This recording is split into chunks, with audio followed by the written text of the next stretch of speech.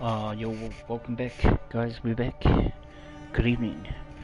Hold on, guys. Just 1 second. I'm just gonna do a couple of things. We will begin real shortly. Hold up, guys.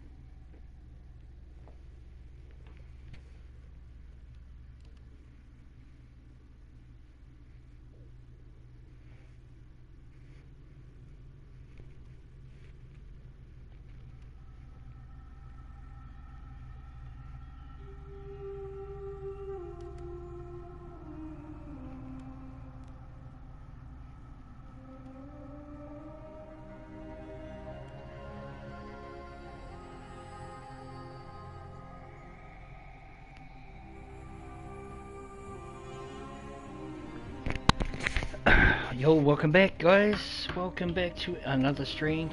What's up, YouTube? We are going to be doing our last tour on the Giza Plateau, showcasing, the Great Pyramids of Giza. So, thank you for all the support. We're going to get into Assassin's Creed Origins this last tour. Hope you guys enjoy it. Yeah, it's been pretty awesome. Feedback's been good. So appreciate all the support, and yeah, before you guys go, if you're new, subscribe and like the stream, and yeah, please smash that like button. It's really important to my channel. Appreciate it, guys. So let's get into it.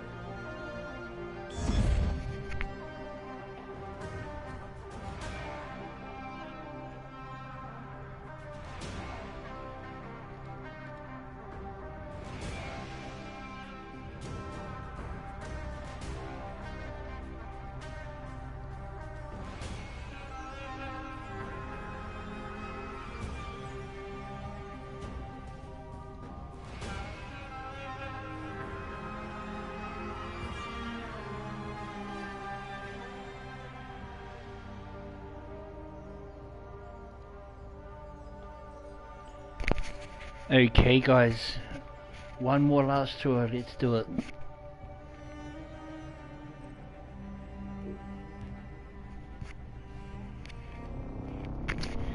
So, how is everybody out there in the YouTube world? What's up, everybody? Welcome back. We're going to be completing this tour, and maybe later on, like maybe after the stream, not too long after, I'm going to be doing another live stream. I don't know, I might be doing some Assassin's Creed for you guys that don't know or don't want to go back and have a look at my other content. I've done hundreds of hours on this game, and it's got the whole story mode there, the hidden ones, the pharaohs, got all that going on there with all my other past content. So if you want to go check that out, cool. If you don't, I might be doing another story mode. Just depends on how we go. Like, here we go. All right, here we go. All right, should we start over here?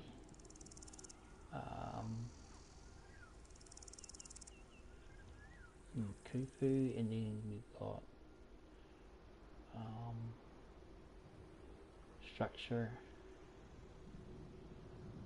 Okay. Upper chambers. subterranean chambers. Do those last, eh? Alright. The origin of the pyramid. Okay. Let's go. Let's do it.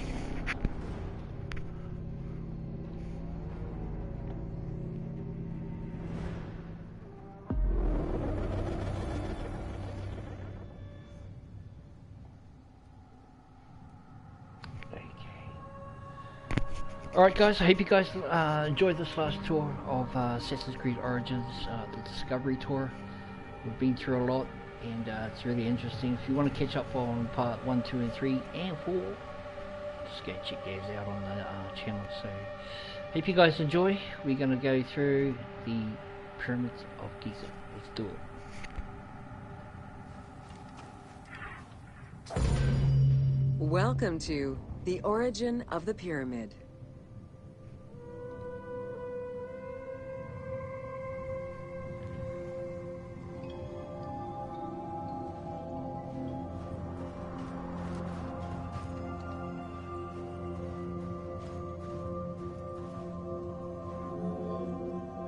The origin of the word pyramid is controversial. Most believe that it originates with the Greek word pyramis, which referred to a bread of conical shape. Life and death in ancient Egypt were modeled on the cycle of the sun.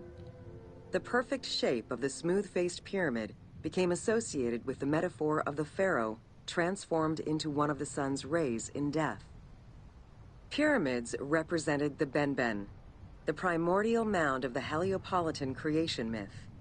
These stories permeated every aspect of Egyptian life to a greater or lesser extent.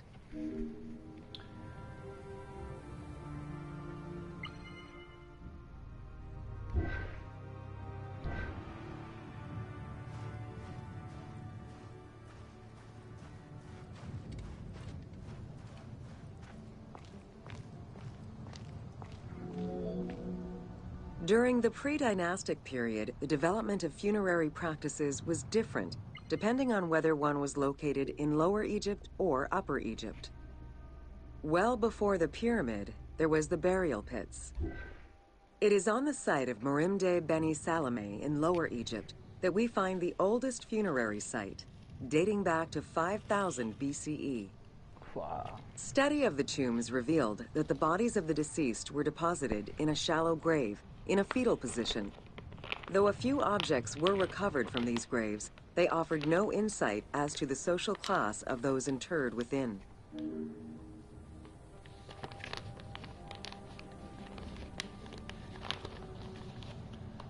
Okay.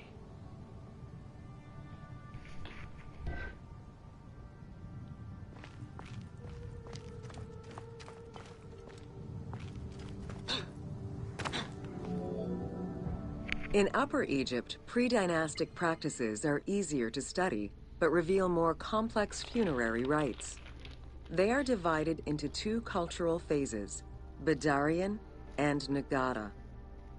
The Badarian phase ranged from 4400 BCE to 3800 BCE. Small necropolises were discovered on the outskirts of villages, revealing the emergence of a funerary cult. The bodies of the deceased were lowered into an oval grave and covered with goat or gazelle skins. Items needed in everyday life were added alongside the body. Cells, thanks man, thank you very much. Hey again, Cells.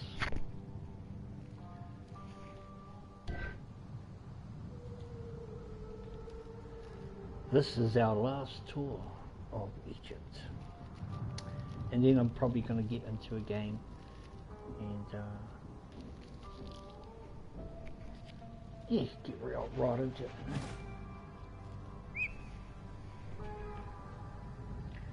Share done, thank you.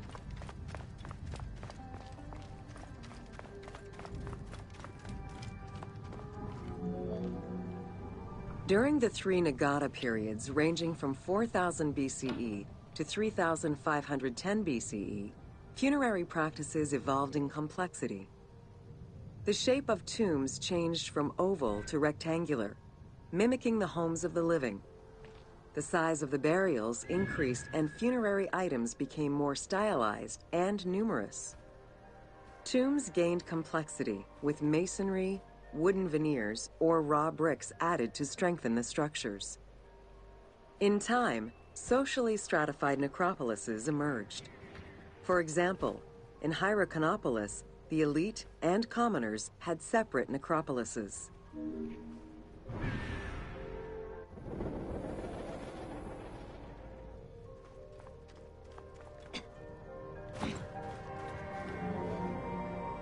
The term mastaba, meaning massive bench in dialectal Arabic, refers to a form of funerary architecture that was present in Egypt from the Archaic period to the Middle Kingdom.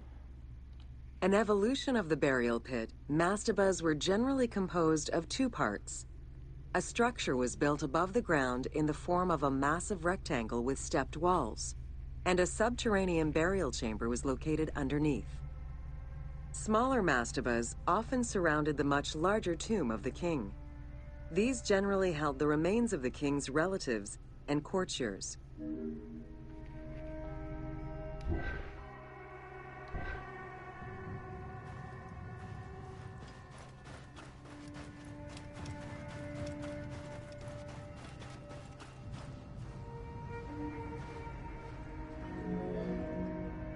The arrangement of the substructure of the mastaba evolved during the course of the Old Kingdom.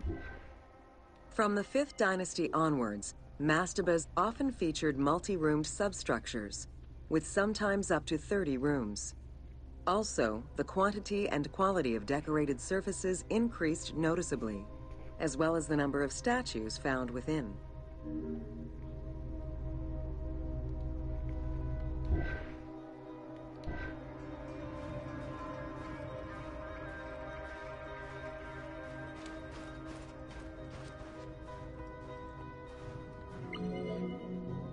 The 6th dynasty would see art used to its utmost. The entire surface of a mastaba would be covered in scenes of daily life, illustrating the prosperity of those lucky enough to comfortably spend eternity near the pyramid of a pharaoh. The best example of this type of mastaba is the tomb of Mereruka in Saqqara.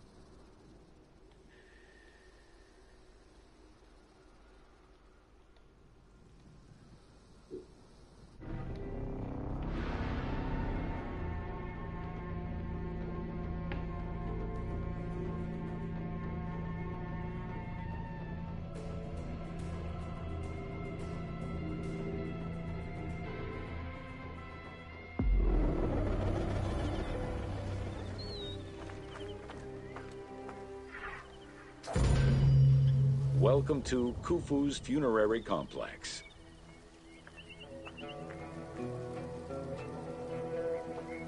I think what's over there? The Sphinx there.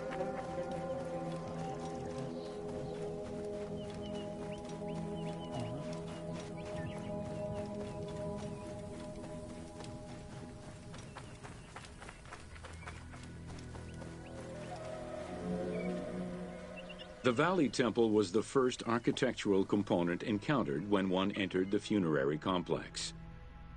It was considered the official entrance of the tomb and mixed the structural components of both a temple and a portico. Khufu's Valley Temple shows evidence of a basalt pavement, letting us know where the portico portion of the structure was located. Such a partition is believed to symbolize both the subterranean and solar aspects of the afterlife.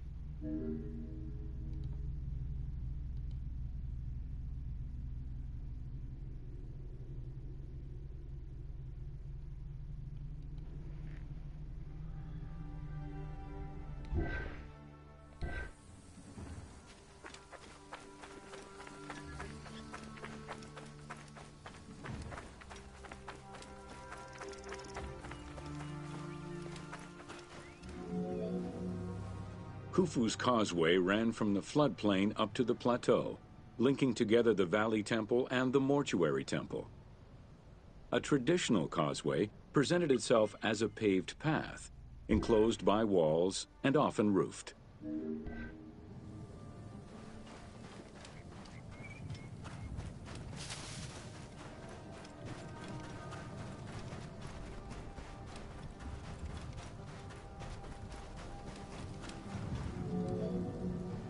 Fragments discovered by archaeologists indicate that the walls in Khufu's causeway, one of the longest known to us, were decorated with carvings and possibly paint.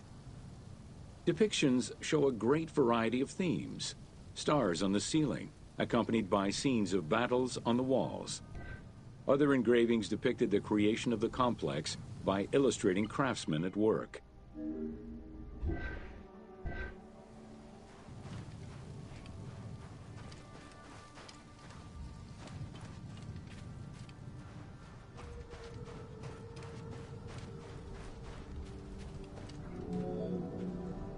The most impressive private cemeteries of Giza are located east and west of Khufu's pyramid. The eastern cemetery was reserved for members of the royal family, while the western cemetery was mostly set aside for various court dignitaries. In both areas, private tombs, also known as mastabas, were aligned and laid out methodically in streets and avenues.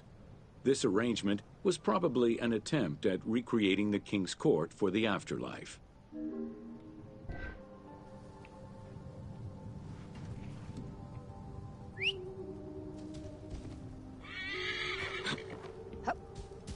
Whoa. Ha! Ha! Whoa.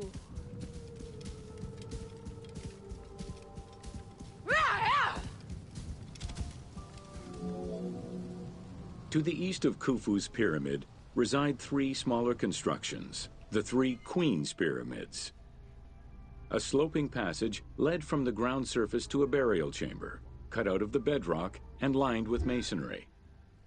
If it seems quite certain that these monuments were intended for Queen's burials, the identity of the original occupants is hard to assess.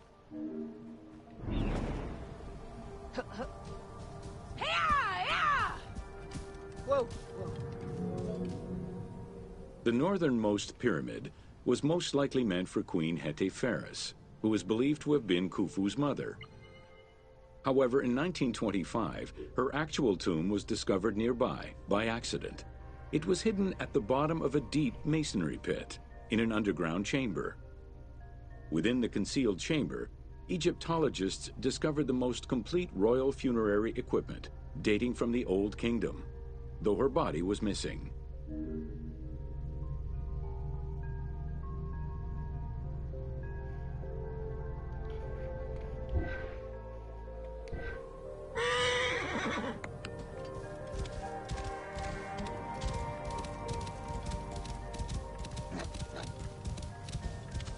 Whoa. Ha! Within the vicinity of Khufu's pyramid, Egyptologists have uncovered 7 boat pits. The exact function of such boat-shaped pits remains unconfirmed, though one can easily conjecture that it was symbolic in nature. The boat pits being located at the eastern side of the pyramid, at the precise spot where the resuscitated king was supposed to reappear, could constitute evidence to support such an assumption.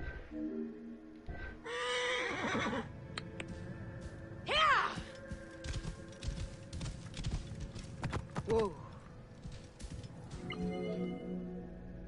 The 2 southern boat pits, each covered by a roof of huge limestone slabs, were discovered in 1954 by Kamal al-Malak, an Egyptian Egyptologist. Only one of them had been opened. 1,224 boat parts made of cedar wood were retrieved one by one and patiently reassembled by the master restorer Ahmed Youssef. This process took 28 years. Youssef worked by following lines of mortise and tenon joints and by stitching parts together with vegetable ropes. all in order to keep the design as authentic as possible.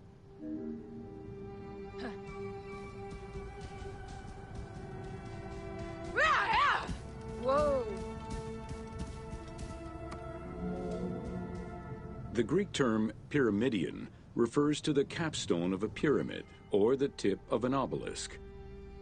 In ancient Egyptian, both components were called ben-ben.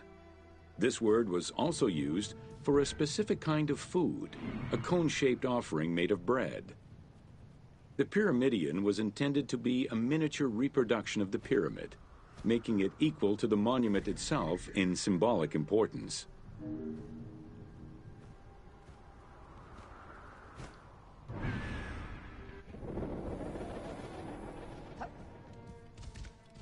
Whoa! A few pyramidia have been retrieved from pyramidal complexes. The earliest, found in Dashur, is undoubtedly a good example of Old Kingdom's pyramidia. It is made of limestone and has no inscriptions. Some engraved pyramidia were recovered from private funerary chapels. Their inscriptions all related to the solar symbolism of the ben-ben.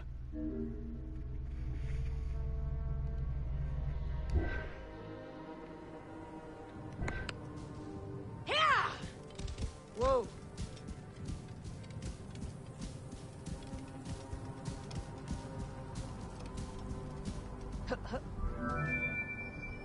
The pyramidia of the pyramids of Giza were never recovered. The reconstitution you see in the game is fictive, incorporating a golden pyramidion bearing inscriptions relevant to Khufu.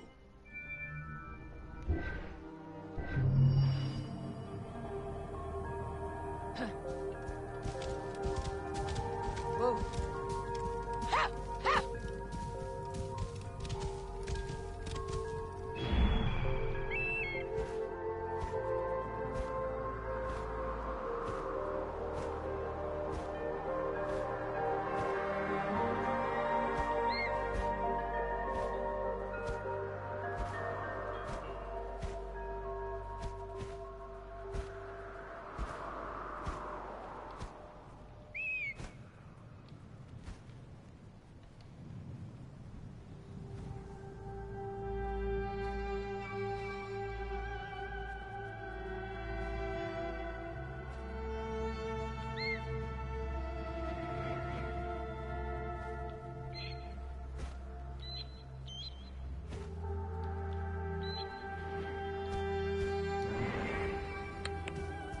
Whoa! Well, okay. Secrets of the Pyramid. Let's do it.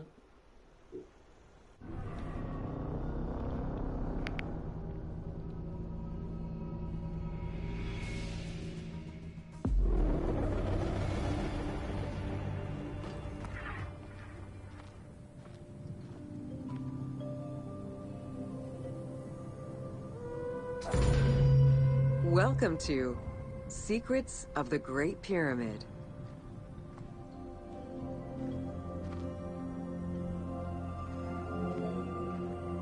Built around 2550 BCE, the Great Pyramid of Giza is considered one of the most iconic structures of Egypt. It is the biggest of the pyramids and the only one of the 7 wonders of the ancient world still standing. The numbers associated to the Great Pyramid of Giza are impressive. A workforce of over 20,000 people, 6 million tons of stone, and 20 years of construction. It was a massive undertaking for a pharaoh's tomb.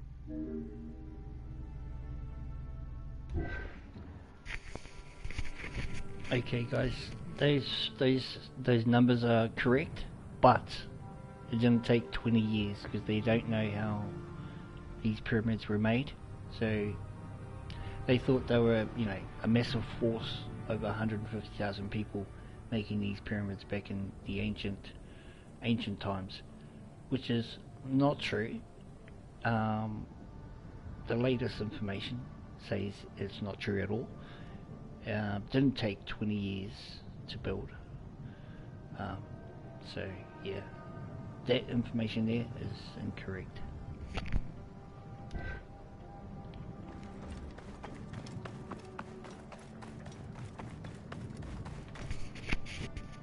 the numbers, it's like the numbers are good. There's 6 million tons of stone. The construction of the Great Pyramid was also a display of power and opulence on the part of Khufu. It is part of the pharaoh's vast funerary complex, which also includes 2 temples, 3 satellite pyramids, a causeway, and a builder's necropolis. We can guess that the intent behind the construction of these monuments was Khufu's way of declaring himself one of the most powerful pharaohs to rule a unified Egypt. And of course, Egyptologists say it was a tomb for Khufu, which is not correct. There's absolutely no hieroglyphs, no writing inside the pyramid itself. So only in the king's chamber, which was pretty much just graffiti from someone just writing it over the years. In the king's chamber, there's 5 different reliefs going up. You'll see, guys. So yeah, these pyramids, these great pyramids of Giza, are not tombs at all.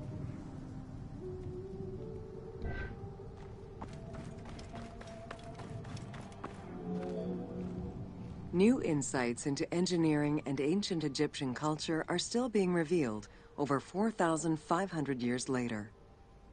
For example, a recently unearthed papyrus offers a glimpse into the life of a tradesman at the time of the pyramid's construction. Also, a logbook belonging to a team leader during the building gives details on the craftsmen, their work schedules, and the raw materials required. Excuse me.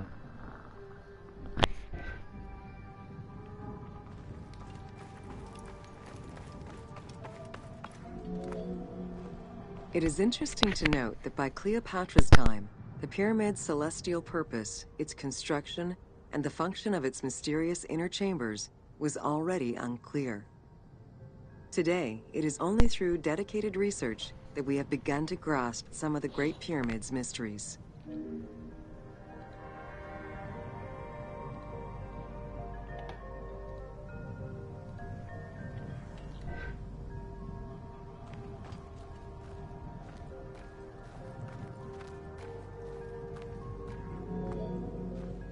The Egyptians had polished their design for centuries by the time work on the Great Pyramid began.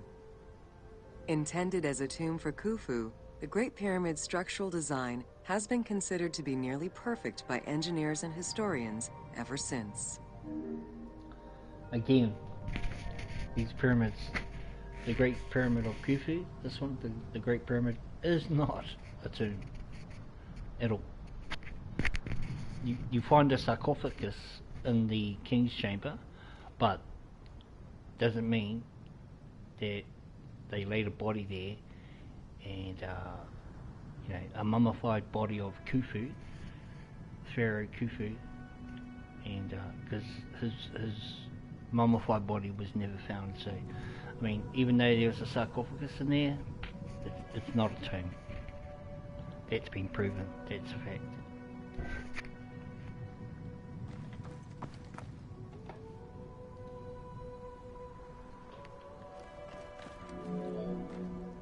Precisely oriented north-south to the 4 cardinal points of a compass, the length of each side of the Great Pyramid at its base was 230 meters, and its original height was 147 meters.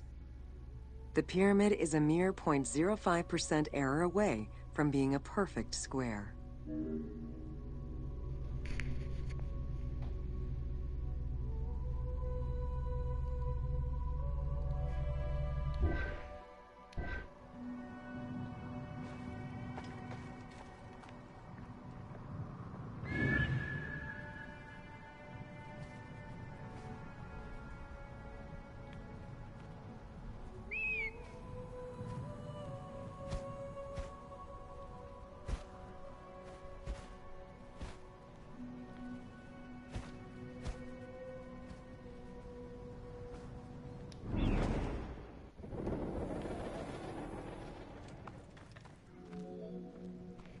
In order to achieve the shape of a true pyramid, the design required many considerations in the planning phases, as well as precision during execution. It was especially critical that they control the angle of inclination on all sides at every stage of construction.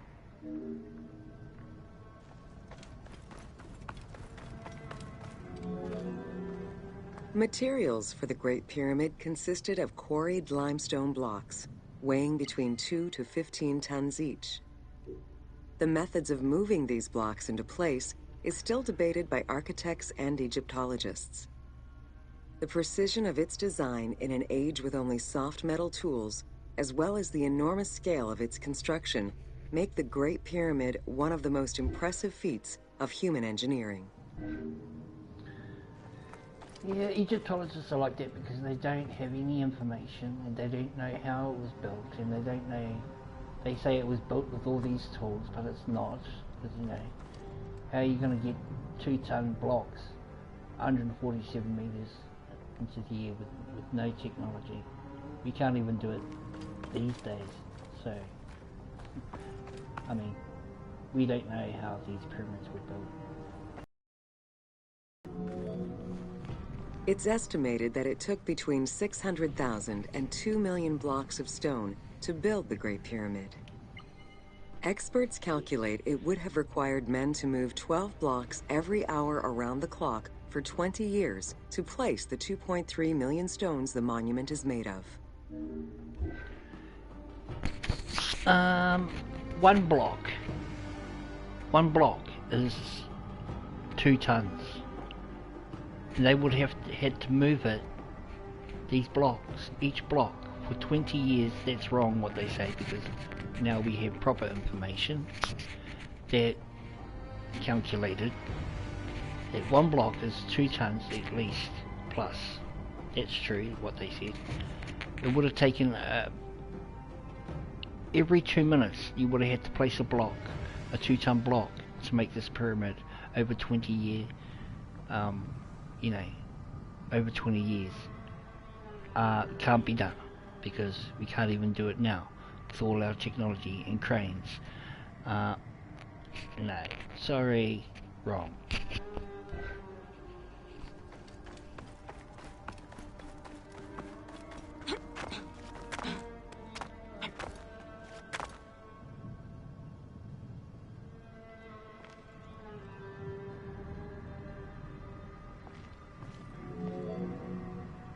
While the interior chambers were built with red granite from Aswan, most of the pyramid was made from local limestone, weighing between 2 to 15 tons per block. There is debate on how the pyramid stones were moved into place. Recent research is exploring the idea that it was built around a large interior ramp. Yeah, but they don't know. It's not proven. They don't know how these. They also say that they made a big ramp, and they ramped up, and they lifted these blocks and pulled them all the way up to the top by a massive ramp, and then got rid of the ramp, and then cased the pyramid in this limestone granite. You know, just theories, to be honest.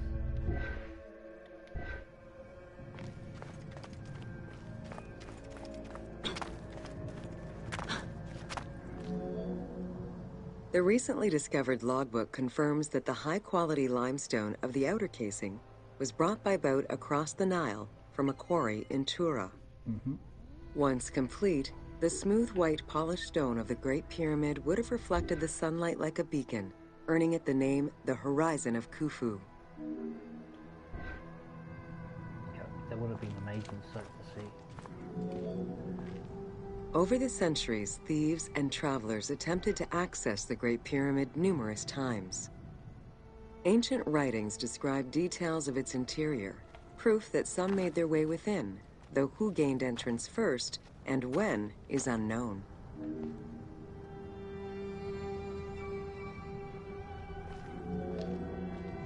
The main entrance of the Great Pyramid is located 17 meters above ground level.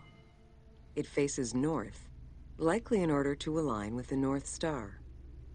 Though the entrance passageway had been discovered in antiquity, any further access into the Great Pyramid was stopped by massive vertical slabs of rock. As such, Present-day visitors to the pyramid must use the robber's entrance.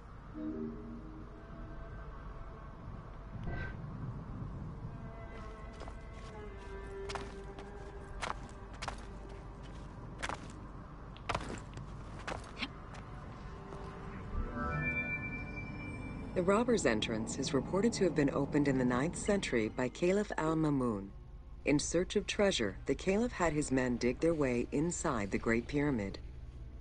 The most likely scenario is that they enlarged a corridor which had been created by tomb robbers during antiquity.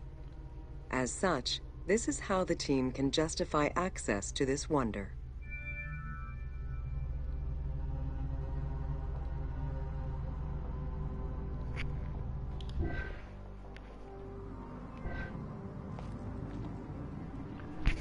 Alright guys, here we go, straight into Khufu's pyramid. Let's go. Attempts to gain entry to the Great Pyramid and uncover its potential secrets continued throughout the centuries. In the 19th century, the belief that another entry existed at the south side resulted in a hole being blasted into the pyramid's side, with no results for the damage that was done. Yeah, exactly. While the search is still ongoing today to uncover more hidden rooms and passageways, conservation is the primary concern of all such efforts.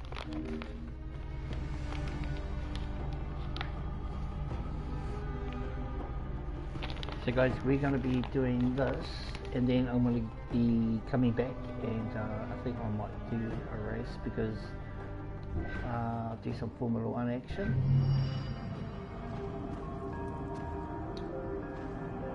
Because this weekend, finally made it. Thank you, Charmaine and Abby. Oh, Abby, I thought it was Char. Oh, she's not too happy with me, Abby?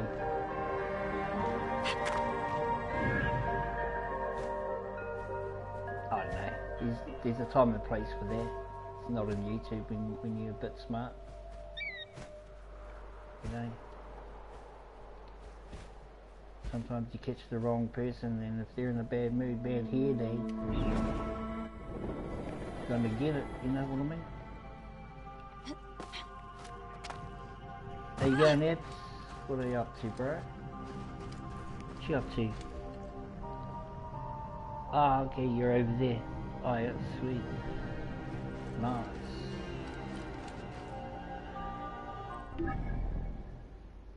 Okay. Great Pyramid upper chambers, and then we have the lower.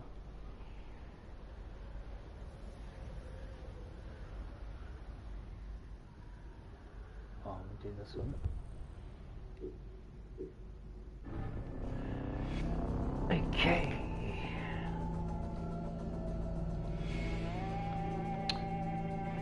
What's up, man? What you been up to, Ebs? What you been up to, bro?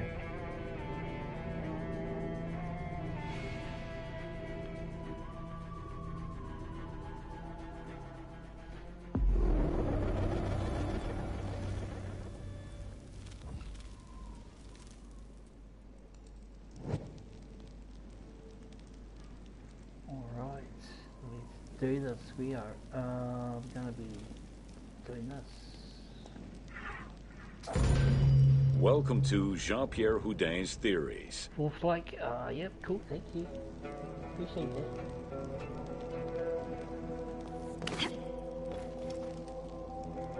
Alright, we'll have a look around this. Damn.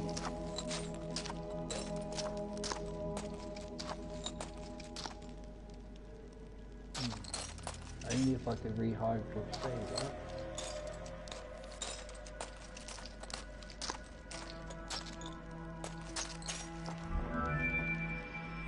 The team wanted to provide players with a sense of exploration and discovery, particularly within the Great Pyramid. As such, a decision was made that the internal design of the monument in the game would reflect Jean-Pierre Houdin's theories. Yeah.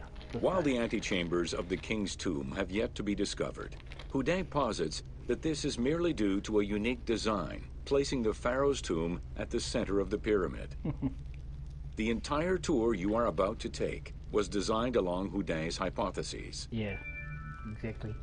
And his hypothesis is not right. See that on the wall there? That's in the top of the chamber. There's 5 different components, like these granite, like sections, and this is at the top. And the red there. Hello there, Lynn Journey. Hey, Lynn Journey, what's up, love? What's going on, girl? Anyway, I was saying that is only just graffiti, and he's going off like, because that red bit says Khufu, the Pharaoh Khufu, but he's saying that because of that, just one little graffiti, that's the only thing they find in there. They say, well, he's saying, his theory is, oh, it's Khufu's tomb, but it's not. Live. Yeah, man, I'm live. I'm live. Up to, what are you cooking tonight? What are you cooking? I'll probably come late, or I missed the other live stream of you cooking, but I think I went back and replayed it.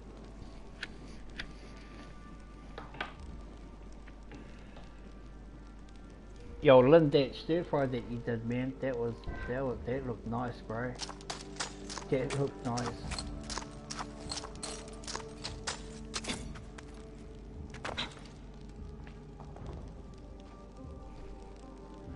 That stir fry? Wow, hell yeah. Done deal, man. I'm into it. I think, me personally, I would just, because I like pork, I would put pork pieces in there. Oh my god. Stir fry pork, bro. Hell yeah. So. While respecting Houdin's hypothesis as to the general layout of the antechambers, the team wanted the contents to enhance the game experience. In regular royal tombs, the antechambers were filled with all the material goods needed by the pharaoh in the afterlife. To support the feelings of discovery and awe, the art team created a unique and fantastical treasure in this second antechamber.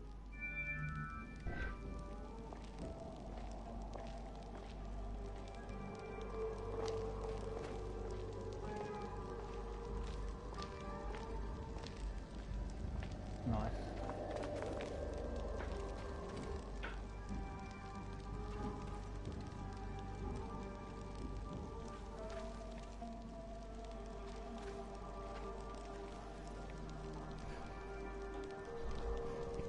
Are you cooking, Lynn?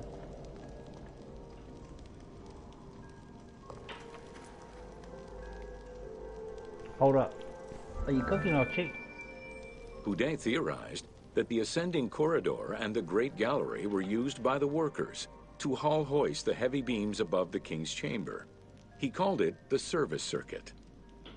The corridor you are in now was created by the team following Houdin's theory and is referred to as the noble circuit. It is through this corridor that the wooden sarcophagus containing the pharaoh's mummy would have been transported to its final resting chamber.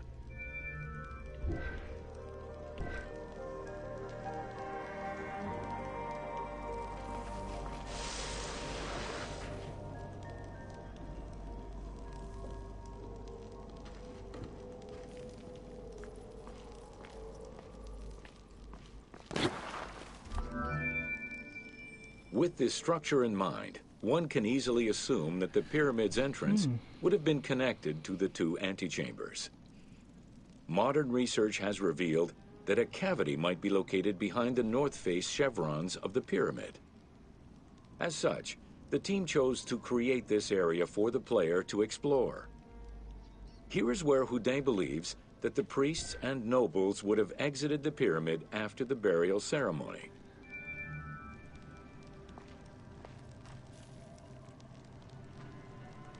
All this in here is not accurate. This is not his tomb. But, you know.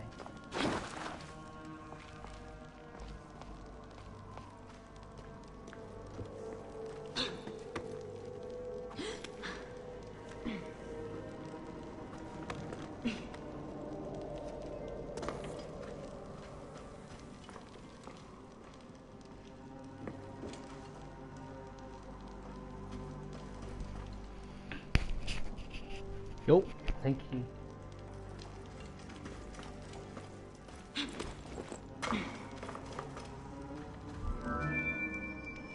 Many theories regarding the construction of the Great Pyramid rely on the usage of external ramps.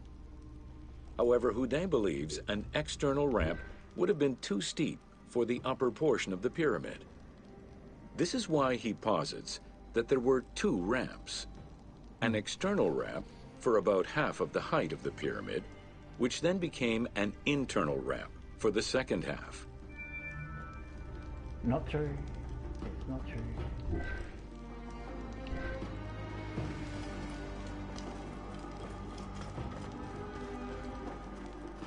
We now know facts that all this information about his theories are not true at all. Are not facts. Houdet's theory states that this internal ramp followed the sides of the pyramid in an ascending spiral pattern. What doesn't? A notch discovered in the edge of the Great Pyramid, known as Bob's Room, seems to support this theory. Located at the corners of each edge of the pyramid, these large rooms would have allowed workers to turn the stone by 90 degrees, allowing them to continue the ascent. The team chose to create rooms such as this one, bringing Houdet's hypothesis to life.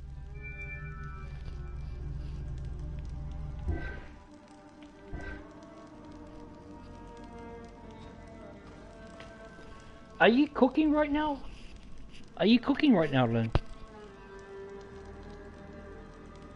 Bro, I've got your bell on and everything, bro. It's like, what up?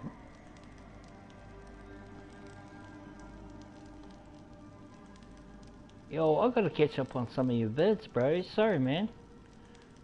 Yo, you and... Is it your partner?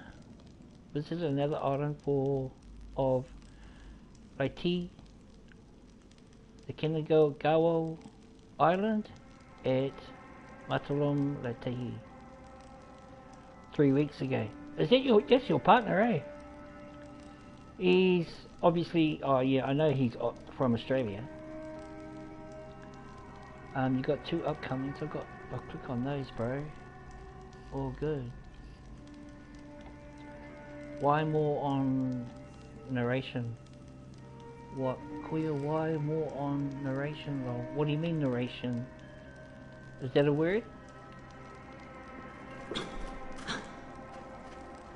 Oh, because some of these, oh, I get you. Narrating, yes. Well, I'm just correcting what they're saying about these pyramids are not true. They're only just theories and not facts. Because this is quite an old game and it's been years since all these facts came out. So there's new facts and theories on about these pyramids. That's why I'm saying his theories are not validated. So this long corridor was the first section of the ascending internal ramp. Through it, the blocks used to build the Great Pyramid would have been carefully moved upward and then turned at each edge of the pyramid in order to continue their ascent. Though the team only created the main ramp for the game, Houdet posits that this ramp had 2 levels, allowing workers to return safely to the bottom thanks to an additional corbelled upper section. again, that's not true, because this is the Great Gallery, and yeah.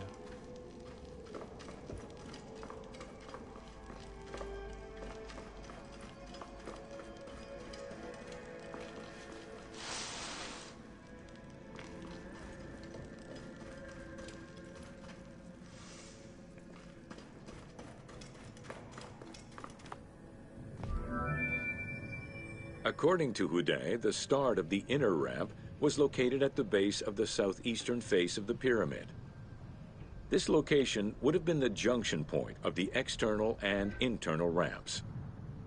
Below us, workers would have built the lower part of the pyramid with the external ramp before eventually switching to the internal ramp for the middle and upper sections of the pyramid. At that time in the process, they could have reused the material of the external ramp to fill the center of the pyramid, hauling the stones in through the internal ramp. Yep, Jean Perret. Those theories are not correct, brother. You're about 15 years too late for your theories, bro. Alright, we got two more. We got the subterranean. I think we do subterranean because that's the Queen's chamber. So we'll do that. We got two more, guys. Two more. Lynn, I've just tapped on your couple of upcomings, bro. I'll be over there when 19th tomorrow, and 29th you got a fountain show, ultimate free show. Oh yeah, cool. Looks interesting. Awesome. Are you cooking right now? Nah. Oh, if you are, I'll just. Oh no, you're not. I was just going to come over and give you a thumbs up, man. Or get everything, thank you. You ended the quest. I've got two more. This is second to last one, man. Welcome to the Great Pyramid, Subterranean Chamber. Alright. Queen's Chamber. So they say. From the original entrance of the Great Pyramid, there is a passage leading to the Subterranean Chamber. Its walls were carved out of the existing rock of the plateau and then covered in a fine, unmarked limestone. The descending passage has a steep 26-degree downward slope. Narrow and with a low ceiling, this pathway is long and challenging. Oh, you just went out to the store, did you? Are you talking to me, Koya? No, I was just talking to my bro, Lynn.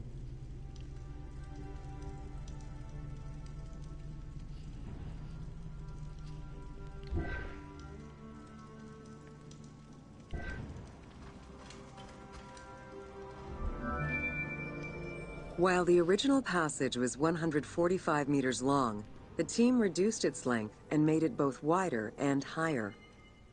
The main focus of the work in reproducing the location was centered upon preserving the unique claustrophobic environment of the Great Pyramid, while still allowing for a smooth game navigation.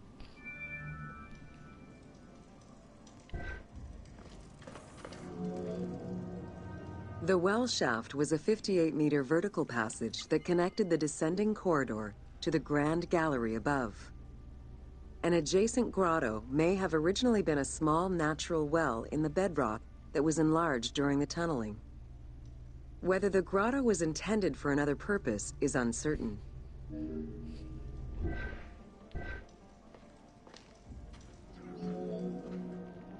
There is much speculation over the purpose of the well shaft.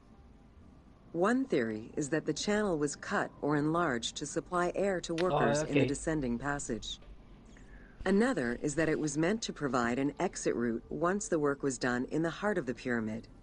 Without the well shaft, workers would have been trapped inside forever when the grand gallery was sealed. The opening at the bottom of the well shaft was most likely sealed by exiting workers to camouflage the passageway. Mm-hmm.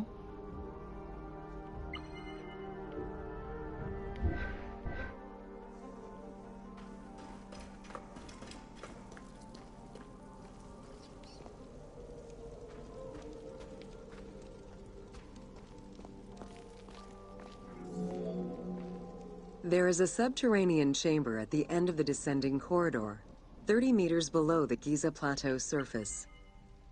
Dug directly into the bedrock, the space is wide with a ceiling 3 meters in height. Its floors and walls are rough and uneven, indicating that it was never completed. At the south end of the room, there is another narrow corridor, similar to the others, though it abruptly ends after roughly 20 meters.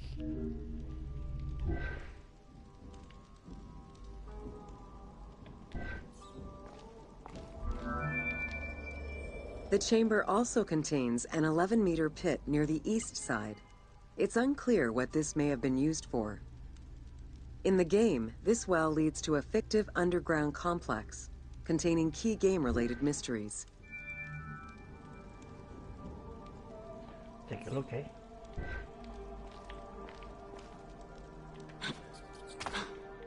Go down. Yep. I think we've been down here before in the game itself.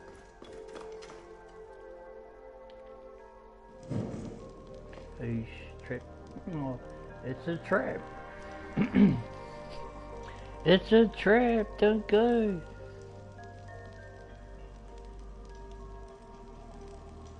Hey, you doing a live too, Abby?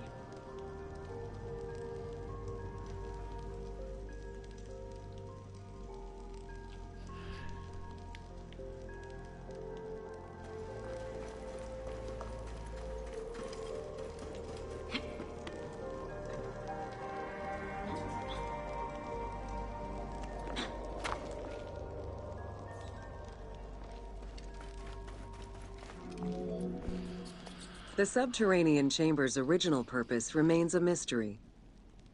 One popular theory is that it was originally meant to be Khufu's burial chamber, but the pharaoh changed his mind, preferring to be buried higher up in the pyramid, which would explain the chamber's unfinished state. What's after the quests? I know I was talking about before maybe doing the story mode again, because like yourself and many others, like my new subscribers, they haven't seen the game itself in story mode, so I don't know if I want to do it again. It's quite long, but it's really interesting. It's a good thing. The chamber also contains an 11-meter pit near the east side. The subterranean chamber's original purpose remains a mystery. We've done it. Okay. One popular theory is that it was originally meant to be Khufu's. Alright. Sorry guys. Yep. Upper chambers, let's do it. I might do the story mode again, I'm not quite sure. So I've done like 400 hours on this game. Welcome to the Great Pyramid of Giza, Upper Chambers.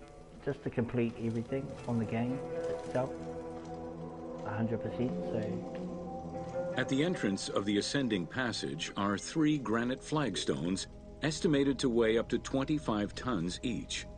They were used to protect the Great Pyramid from thieves. Undaunted by the granite blocks, the thieves simply dug into the softer limestone around them, thus creating the robber's entrance. No, I don't have to get anything. I've already completed the game. I'm just saying I might start the game from the very beginning for all the new subscribers and people like yourself that haven't actually seen the game. So that's why I'm contemplating of doing it again. Just so for your guys. While in reality the robber's entrance is one single cavity which leads to both passages. In the game, the team created individual accesses to either passage. As such, in the game, one entrance leads to the ascending passage, while another leads to the descending passage.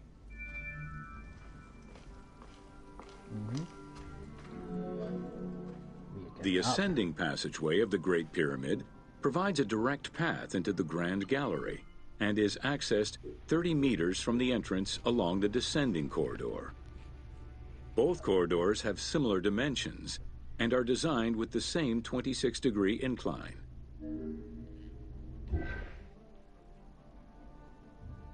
You got to realize, guys, this is inside the pyramid. The ascending corridor has smooth masonry on its walls, and the layout includes many trapezoidal stones. Both the floor and ceiling of the passageway indicate that the passage was enlarged, possibly during or after the funeral, to allow workers room to move granite blocks meant to plug the corridor.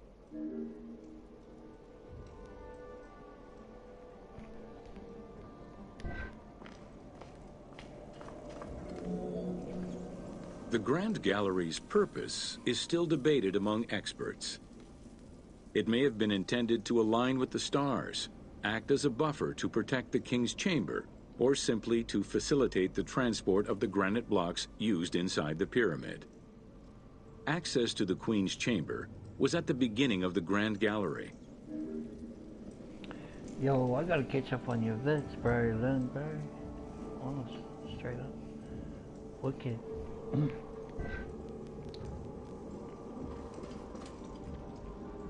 you're gonna go down, then you're gonna go up.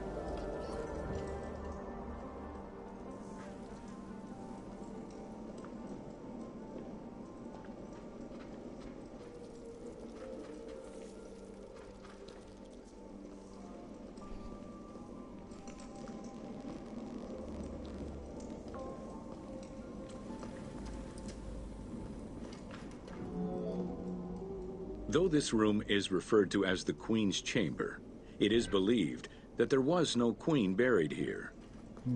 Based on their knowledge of earlier pyramids, Egyptologists believe it was more likely intended as the king's serdab, a chamber meant to contain the Ka statue, which would in turn house the king's spirit.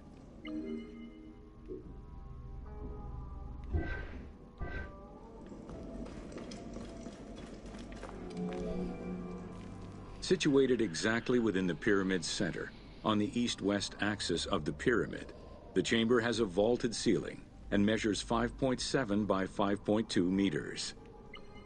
In the eastern wall, there is a niche tucked away in a small corbelled archway, which may have originally held the Ka statue. Behind this niche is another smaller hole, possibly dug out by thieves in search of further treasure.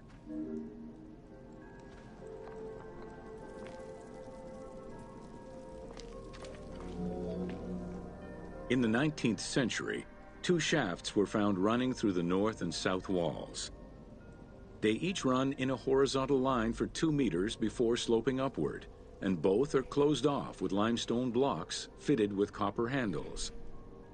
Whether they were intended as ventilation shafts for workers or a celestial connection for the pharaoh's spirit is unconfirmed. Again, it is confirmed that these shafts are celestial shafts that lead to Orion's belt.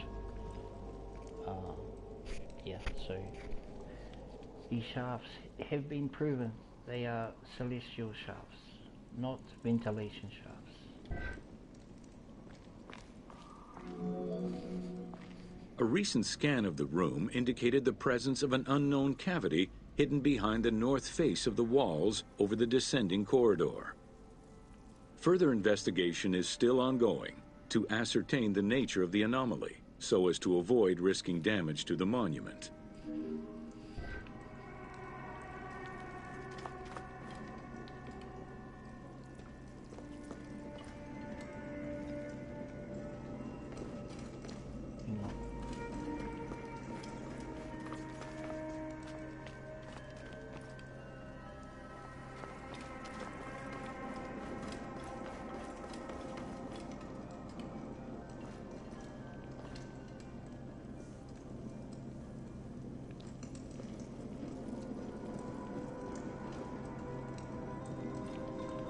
Jeez, come on.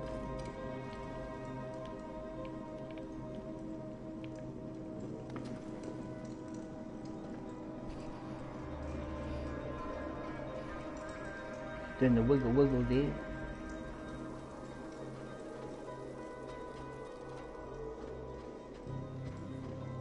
Nearly finished, guys.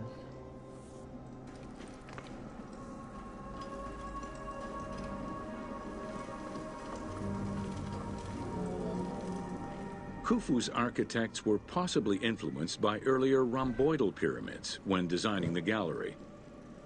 It is the longest corbelled vault ever built, measuring 47 meters long and 8.6 meters high. The walls were made to taper inward, allowing for better distribution of weight.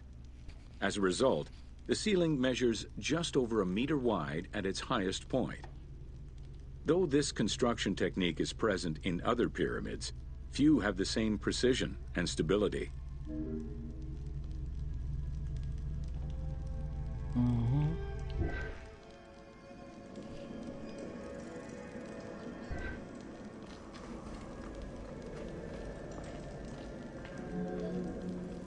while the space is visually dramatic, the gallery seemed to serve a practical function, though what exactly remains uncertain.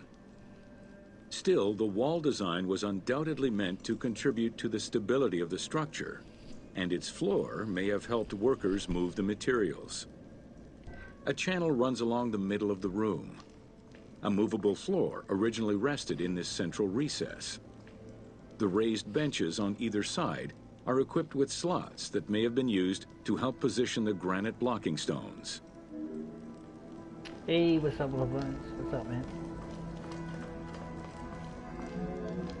Just about to At the finish. end of the Grand Gallery is the entrance to the antechamber leading to the King's Chamber. Directly above, there is another narrower horizontal passage that connects to the top of the King's Chamber and allowed the workers access to the weight relief rooms.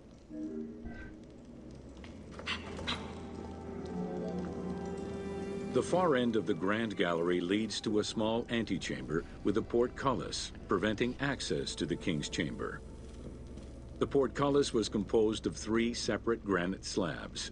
They were designed to be lowered into place and seal the chamber after the burial of the king. The grooves dug out to hold the slabs in place are still clearly visible to this day. The elaborate locking system was composed of a series of grooves for the ropes and pulleys that dropped the stones into place like the notches on a key.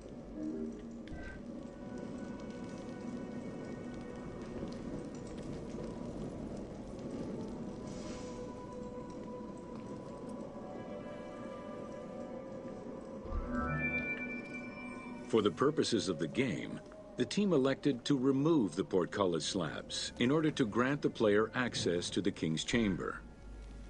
In reality, workers would have backed out of the room after the funeral, lowering each slab into place behind them one at a time.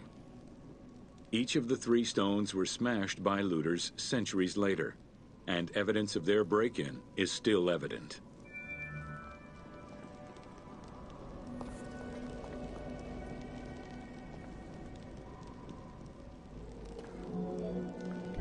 The King's Chamber is built entirely out of red granite.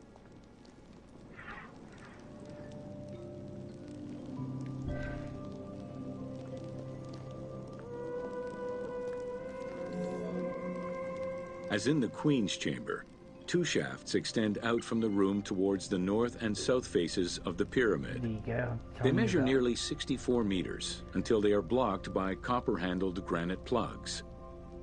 Some experts in the culture of the Old Kingdom believe that the shafts were thought to lead the king's soul to the stars, with the incarnation of the pharaoh as the god Ra, represented by the northern well, and the god Horus by the southern well.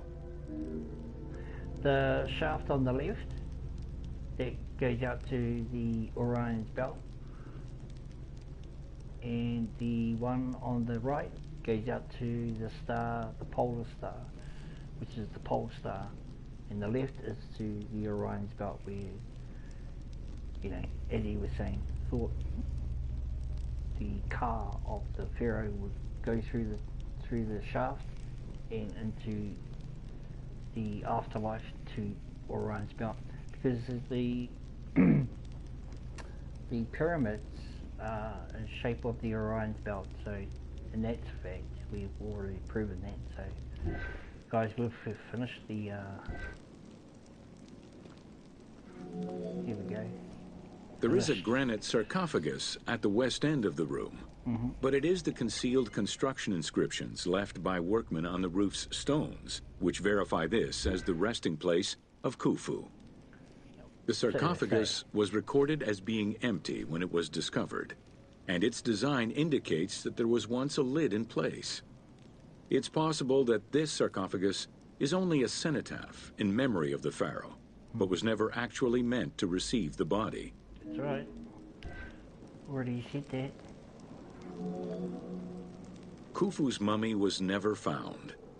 It is hoped that as of yet undiscovered hidden rooms and shafts of the pyramid may provide an answer as to its location.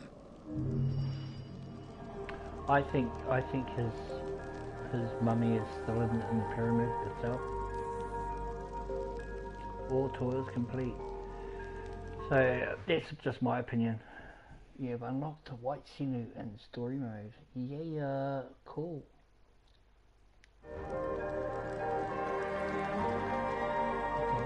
Okay, so get this.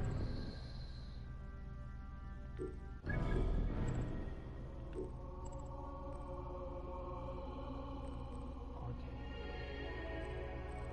I didn't know I could go in these characters. Damn. Should have went clear picture and told me he was just a little punk. Well guys, check that out. We have done, here's the timeline. It's pretty interesting, eh? The Old Kingdom, Middle, New, Late Period, Ptolemy, and today. Can we go back any more? No, we cannot.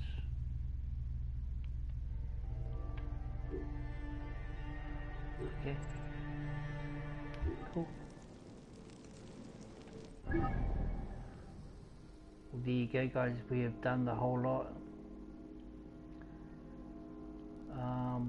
Yeah. So I'm going to find a spot to jump off. That would be over here. And I'm going to be ending the stream guys. I might be back later to do another. Not sure what to do. Maybe I'll be doing the story mode. Give me a comment in the comment section if you guys want to see Assassin's Creed Origins right from the start of the game or whatever. So yeah, I might do a race because this weekend we're in Hungary. It's going to be exciting, so the weekend's going to be real busy. And yeah, I wouldn't mind doing this game again just for you guys, that people who don't follow Assassin's Creed. Yeah. But anyway guys, that is me. I am out of here for this one. I hope you guys enjoyed the tours. It's been really interesting, and yeah, so yeah, like I said, I'll probably be back later, and I will catch you guys on the rebound. So take care, be safe, people. I'm biking off from Aotearoa. Boom, I represent right here, and I represent you guys. So take care, be safe. I'll catch you on the next one. Peace.